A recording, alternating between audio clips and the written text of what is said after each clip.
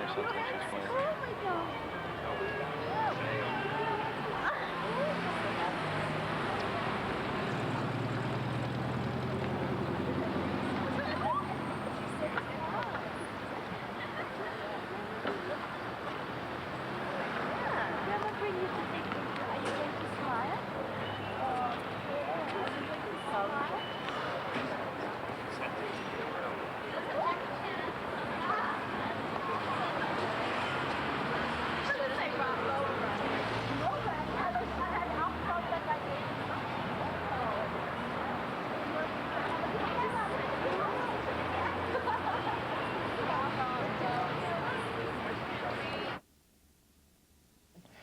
College Art Association is the professional organization for those who teach in universities and colleges, teach history of art, archaeology, but also those who teach studio art. And that's become more and more important during recent years especially.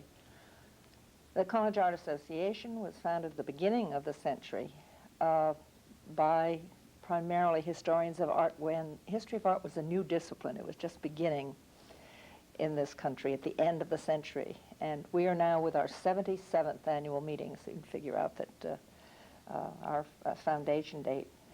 Initially, it was simply a convention in which scholars exchanged their work, their research, and talked to one another. This has now become, thanks to program chairman each year, much, much more rich, exploring all sorts of ranges of theory, both in the art itself, art practice, studio art, and in the scholarly realm of the historian. The placement, I think, receives a great deal of attention, and that's what you're interested in today. The fact that we do run a job, an opportunity for those who have positions in colleges and universities. You want people who can think very rapidly on their feet.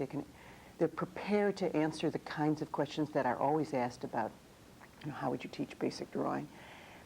And they know how to turn a question a bit in order to show their strengths. They take over the interview a bit, and that's very important. You want a kind of excitement. You want people with, and I didn't say this last night and I felt badly about it, but you really want people with good ideas. You want bright people. It's, you know, you want someone who's going to be a stimulating colleague who you can trust is going to really take over whatever area you're giving them. So, you know, you're looking for those things that you want down the line, and they have to manifest themselves in an interview. Okay. Well, as far as what we look for in a candidate, our department's very, very open, and we come into everything. We look at people's work before we come and call them up and ask them to come for interviews.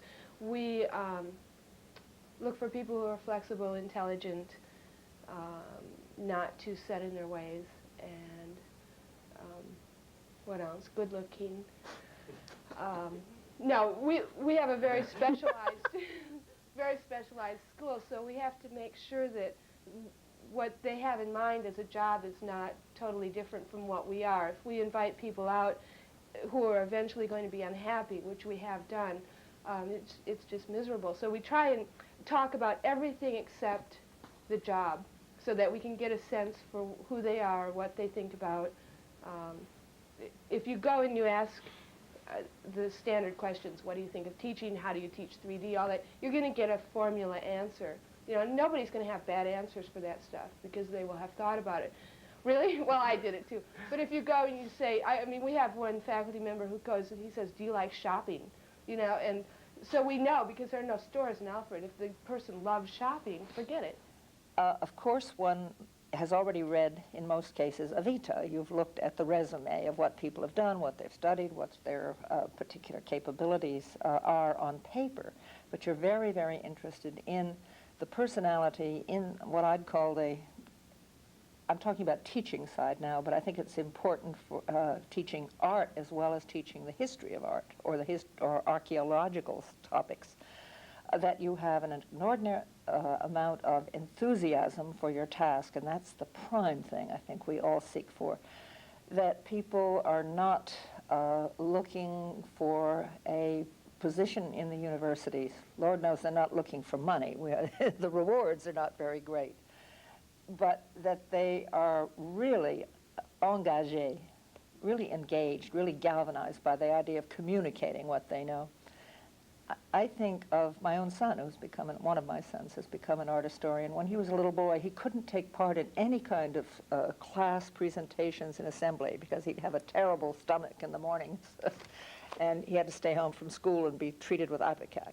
But he was wonderful on, what do they call it, show and tell. And he admired his younger brother, who loved to perform. He was always in plays and the Star and so forth. And he would say, but he's presenting himself. I can't do that, but I love to present what I know about. The entirely different aspects of a public performance, and teaching is a performance. That you look for people who may themselves be, you don't want just sheer showmanship, but you want people who really care and are going to be good and articulate about expressing the real beauties of their respective fields, whatever they may be. Well, last year, I really had expectations. Like, I came and I had these interviews, and I really, really desired a job. Like, there was one job, it was at the University of Massachusetts, and I really wanted it. And because I really wanted it, I think, actually, it came off in the interview that I really wanted the job. And I think I was also, I appeared wet behind the ears, and so this year, like, it's not such a great priority. Like, I can realize there are other things I can do, and I'm not dying to get a job. It might be nice. I mean, I would actually have to debate whether I would pick up and move now that I signed a 2-year lease, to live in New York. I don't expect a job. I think it'd be great. I only have one interview. The chances aren't that great. I don't want to expect anything because there's such a, even beyond the interview, I mean, there's such a rigorous selection process. Even if you get interviewed, I don't want to expect anything. But, no, I don't think I really expect to get a job, although I think everybody subconsciously really thinks they're going to get something out as far as jobs. But no, I expected maybe to get experience, and that's about it. Contacts. People said it was more like a lottery type thing, that only like 1 in a million people would get a job out of the system. But actually, from what I've seen, I think people actually do probably get jobs out of it. I'm really quite surprised. I thought that they'd have candidates picked before they came, and so I think probably people could get a job from it. But I would say it's best to get your interview set up before you get here, because that seems pretty fruitless, judging by the number of applications at the doorway of when they get a new listing or something. It seems ridiculous. Well, I think the reality of it is there's a lot of keen competition, a lot of really highly qualified applicants, and very few jobs. So I expected that, and everything that I've seen and observed is pretty much what I expected. Yes, there aren't any surprises, and I think that can be discouraging to someone who has high expectations of getting an interview and getting a lot of responses, and so that wasn't, it hasn't been a surprise to see as many people as I did the night we got here in the ballroom when they asked how many people are here applying for a job, and I think there was probably 1,200 people in that room. But so no, it hasn't been a surprise, but it has been nice to meet a lot of new people, see some familiar faces, and be in San Francisco for the first time too. That's kind of nice. No, I always say to our graduate students, don't teach unless you really want to teach. If you really think you love teaching and that's what you want to do, go ahead and do it. But if you're really highly involved in your work right now, and you feel like you're on a roll or something, and you don't want to lose that kind of energy, go out and find another kind of job and do your work. Or don't work. I mean, use every penny that your parents or whoever will give you and just live and work. You can do both. You can definitely get jobs. There are great jobs out there where you have enough time to do your work and teach and be very happy. But generally the rule is your first few years of teaching are so hectic and you're trying so hard to please everybody and be everything to everyone that your work suffers. Oh, see, my advice to people who are looking for a job is just to relax. You know, I feel like relax and you will be pursued. What can I say? Relax, because somehow things will work out. But then, of course, I'm speaking from my own position and not for somebody who perhaps isn't as qualified as I am, or isn't, I mean, this isn't even egotistical, isn't as interesting, or isn't as qualified, or isn't whatever. So I don't know. What kind of advice can I possibly give? Beats me. I think, you know, I think you rehearse, you do role-playing with a friend so that you're really ready to answer these questions at a drop of the hat. I mean, I'm answering your questions at the drop of a hat, right? I've learned how to do this. So it's something that you can prepare for. You can find out what are the most commonly asked questions. You know, why do you want to come to the University of Southern California and teach? I mean, you have to have an answer just like that. You have to have done some homework. You have to know a little bit about USC. If you suddenly say to me, oh, gee, you know, I'm from, well, you're not, but I'm from Massachusetts, and I just really want to come out where it's warm. You know, I'm not going to take you seriously. But if you say to me, well, I'm very interested in your video area because I know that Judd Fine and Jay Willis have already developed quite a resource there, and I want to be in a department that has a going concern. You know, I mean, you say something that that it shows me that you've done a little homework. I'm going to be very impressed. Well, the best advice, of course, is always to project self. They're not used to selling themselves.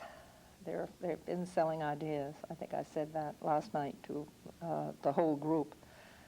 But they must, and they must seem confident, calm, collected, still the butterflies. Happily, just like actors on the stage, that adrenaline never leaves you in the teaching profession, and it already is there present in these new PhDs or some of the more mature people who are also seeking positions, different positions, changing positions. And it comes out, and that's the enhance it. Present yourself. Utilize that excitement that can't help but be at the base, the fundament of your physical being. It sharpens the intellect. Answer all questions. Volunteer things that are of advantage to you. You can always work into the answer to a question carefully. And it's an imponderable, of course, but the market is changing, and I think that is important to mention now. I don't know about the studio art part of it, but it is changing. We already had an article last week in the New York Times stressing that there's going to be a dearth of professors, a terrible shortage within the next 5 years in the early 90s through retirements and the loss of so many people who are teaching now. And others have not been attracted because there was a glut on the market for a while, have gone off into industry and other things. There are going to be many positions in the very near future, and I think it's already begun in the history of art. So there is optimism on all sides, not for worldly goods, but for good, rewarding teaching jobs. Well, I like to say something straightforward, like the Army says, be all you can be, or something like that. It doesn't always work out that way, though. I would investigate the jobs, first of all, if you already have one, make sure it's a good job worth having by talking to other people there, students, anyone you can get a hold of. Don't go blind into any job, especially in the art field. Secondly, don't invent a person that doesn't exist for them, or you will be miserable soon enough once you get there. And have a pretty much a set scenario of questions you want answered about salary, about living conditions, about the future of the department and the position of the department in a particular university. How many classes you're going to teach? Will you have, what kind of studio do you get? If you're in art history, you really, I think the most important thing is establishing whether or not art history has a real role in the university you're going to, or whether it's just strictly a sort of auxiliary for some other department. I suffered through that kind of thing myself. I've been in both kinds of departments, and that's something well worth avoiding. A lot of this, though, gets blown away if you're really desperate. Try not to be desperate if you can. Try to have some sense of maturity about the whole thing, and don't go in there thinking that, you know, your life is going to go down the tubes if you don't get the job you want. During interviews, I think it's important for a person interviewing to do the things that I already talked about. That is, to be able to answer the obvious questions, to be able to show that they're capable of teaching, and that they have something of value to teach. I think a lot of artists figure, well, I'm a strong artist, so therefore I must be a good teacher, and they take that attitude in the interview. So frequently, I was interviewing people that, when asked, how would you teach a painting class, they would answer by saying, it depends. And then you'd say, it depends on what? And they'd say, well, it depends on a lot of things. But the point is, I was never able to get an answer out of them about how they would teach a painting class. It can't be that nebulous. It can't be that unorganized. To be prepared, in the words, the best, in terms of knowing what that position is, knowing something about what that school is like, and secondly, being open and being yourself. The important part, and I think the CAA leadership has gone out of their way in trying to make this clear to candidates. The interview situation is a two-way street. It is not you to go in and impress the people who are the interviewers. It is also for you to go in and learn from them and to ask with a certain sense of authority pertinent questions. I'm just as impressed by people who ask the right kinds of questions as I am people who give the right kinds of answers. So I think it's a matter of really honestly approaching the situation and being prepared and in command of the situation.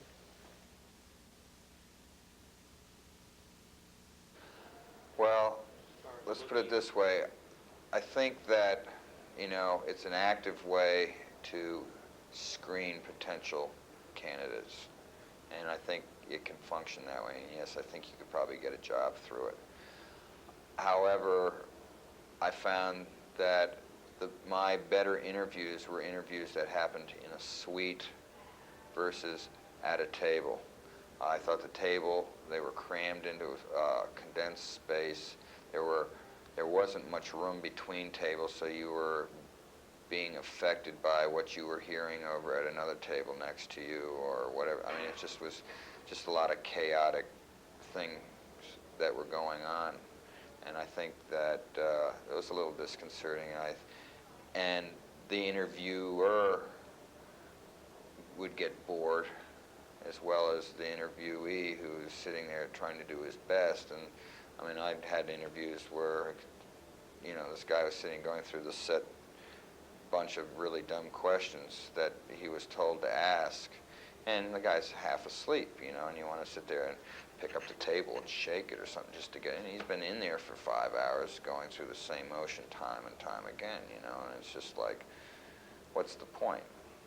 You know, so I think that, you know, the table situation could, you know, if there was a little more space between them, or, you know, some way to make it a little more intimate, that would be really, really wise.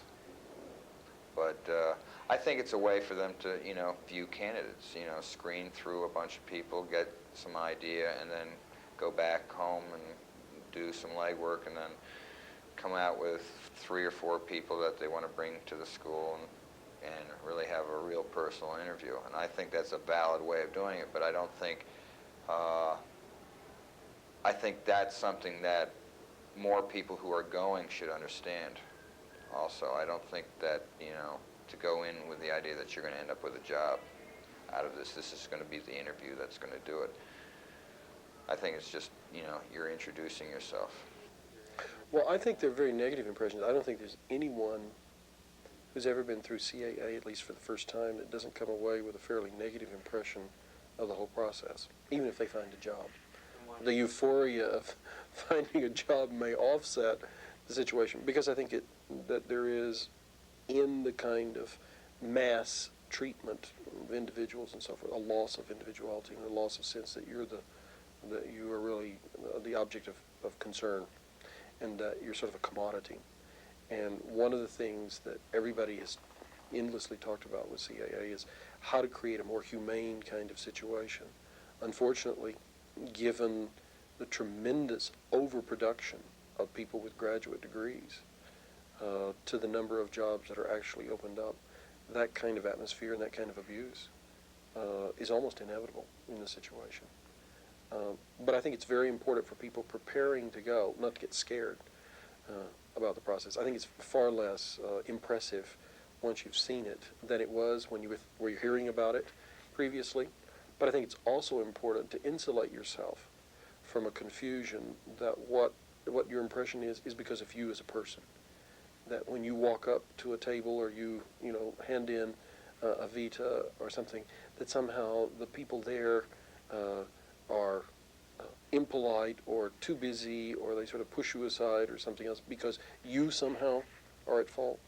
I think it's just a matter of the situation, and I think a little realistic distance from what's going on, a little humor. And the thing that I can say from the interviewer's side that could be helpful to candidates is that you should have sat on the other side of the table for a while, and then you begin to understand what an unsatisfactory process it is for interviewers as well, because it is frustrating when you have so many people to see, and there's so many people thrusting themselves at you. Even in our situation, in which we only interview people by invitation prior to the convention, you still have these endless hordes of people trying desperately to shove things under your door and meet you and show you things and so forth. And it takes its toll on the interviewers in terms of the way in which they approach the process. And new people on the other side of the table have much the same kinds of shock and become just as burned out and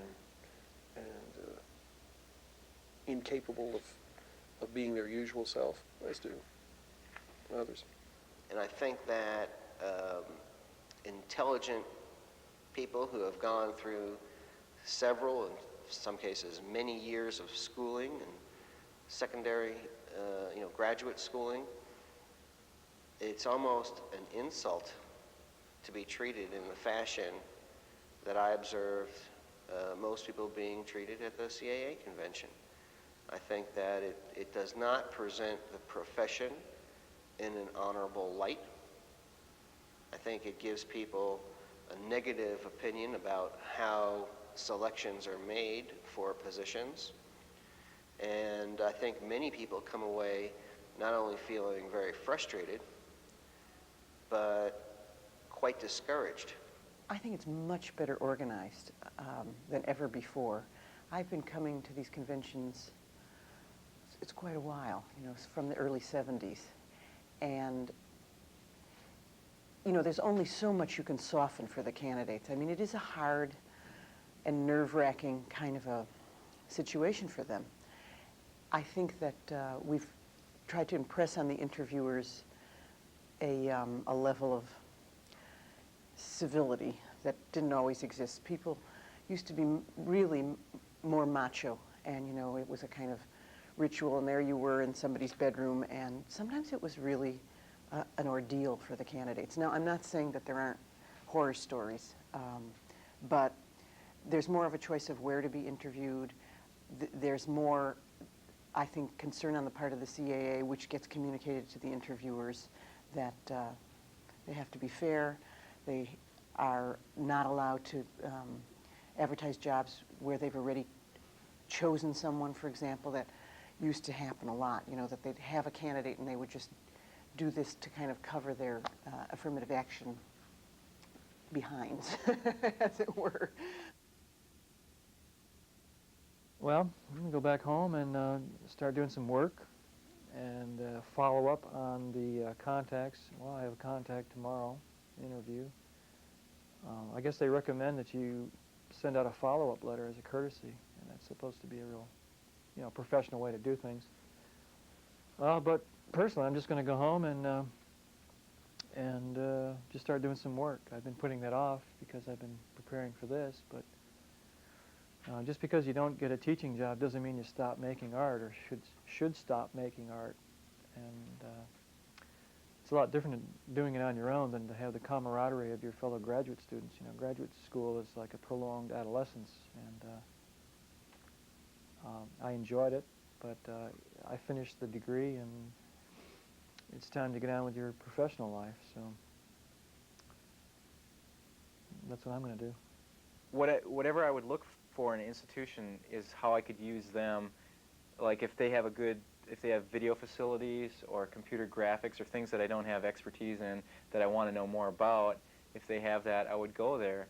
It doesn't matter about the pay. I don't care about the pay. I don't care for how long it is. I'm willing to do pretty much anything, I guess, just as long as it benefits me, you know, in any way. I'm really greedy, and hopefully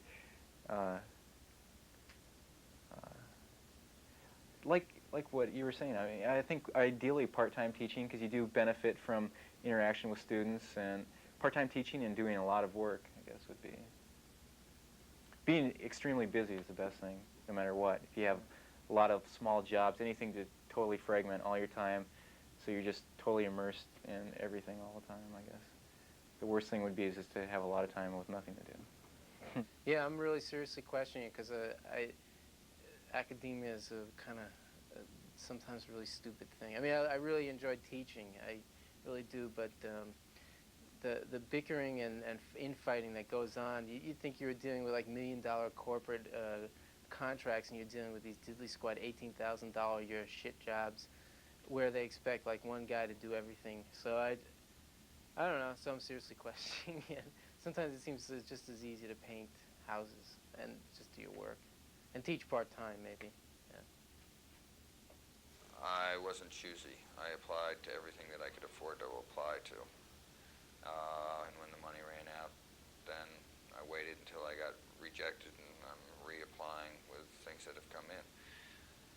And I think that's really the only thing you can do. I mean, the other option down the road after the barrage of CAA pamphlets come out and you've gone through the process for a year is you might want to approach some schools individually in terms of, well, I really, you know, this is a place or this is an area that I really would like to move to, and I'm thinking of moving to the area, and I'm sending you my packet and prior to me arriving, and you know, approach it from a completely different angle. But I think basically just applied to everything. I mean, I was willing to move, and I'm forced in a situation where I have 2 kids and another one on the way now. So I mean, I need a job, so I'm willing to get anything I can possibly get, gets my foot in the door. I don't know, I've heard, you hear so many conflicting information. I don't know what information you should take for actual true information, or if it's just BS. You know, like one person will say, well, don't make your letterheads to whom it may concern. I don't know. Or watch what you dress. Answer very quickly. Don't have a pause. The next person you talk to says, well, make sure you think about it. Don't just start saying something. You know, don't answer right away. Act like you're really thinking about the question. So you get conflicting information. Let's cross the street and follow this stuff. We got a lot of the markets out here.